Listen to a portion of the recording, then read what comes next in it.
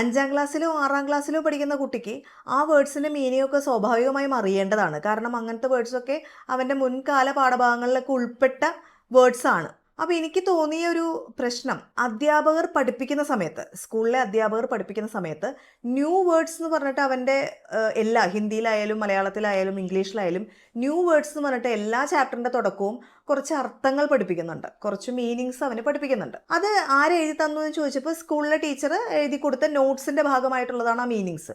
New words എന്ന് പറഞ്ഞിട്ടാണ് അതിൻ്റെ ഹെഡിങ് എഴുതിയിരിക്കുന്നത്. അധ്യാപകർ ശ്രദ്ധിക്കേണ്ട, അല്ലെങ്കിൽ അധ്യാപകർ കുറച്ചും കൂടെ ഊന്നൽ നൽകേണ്ട ഒരു ഏരിയയാണത്.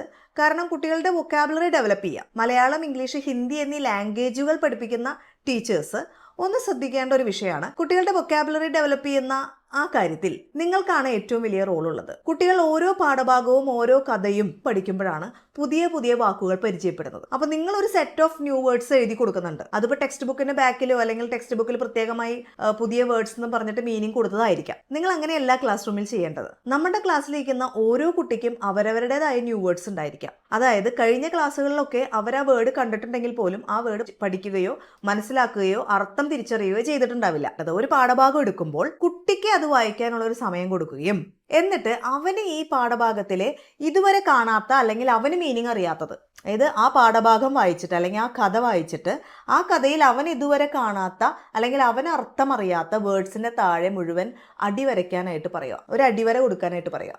ആ വേർഡ്സ് മുഴുവൻ നോട്ട്ബുക്കിലേക്ക് എഴുതാൻ ആവശ്യപ്പെടുക.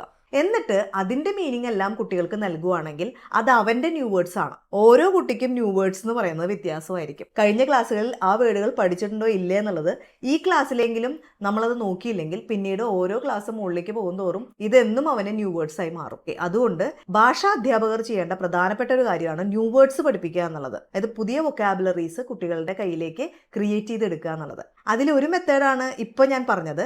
ന്യൂ വേർഡ്സ് കുട്ടികളെ കൊണ്ട് തന്നെ അവരുടെ ടെക്സ്റ്റ് ബുക്കിൽ, അവരുടെ നോട്ട്ബുക്കിൽ ന്യൂ വേർഡ്സ് അവരെ കൊണ്ട് തന്നെ മാർക്ക് ചെയ്യിക്കുക, അവരെ കൊണ്ട് തന്നെ എഴുതിക്കുക. എന്നിട്ട് അവരെഴുതിയ വേർഡ്സിൻ്റെ മീനിങ് നിങ്ങൾ പറഞ്ഞു കൊടുക്കുക അല്ലെങ്കിൽ എഴുതിപ്പിക്കുക. അതാണ് വേണ്ടത്. ഇതൊരു ആക്ടിവിറ്റി ആയിട്ട് ചെയ്യാനായിട്ട് സാധിച്ചാൽ, ഇത് വീട്ടിലേക്ക് ഹോംവർക്സ് ആയി കൊടുക്കുകയോ അല്ലെങ്കിൽ നിങ്ങൾ ക്ലാസ് റൂമിൽ തന്നെ ഈ ഒരു ആക്ടിവിറ്റി നടത്തുകയോ ചെയ്താൽ കുട്ടികളിൽ ആ വേർഡ്സ് ന്യൂ വേർഡ്സ് ആയി നിലനിൽക്കില്ല, അത് അവരുടെ സ്വന്തം വേർഡായി മാറും.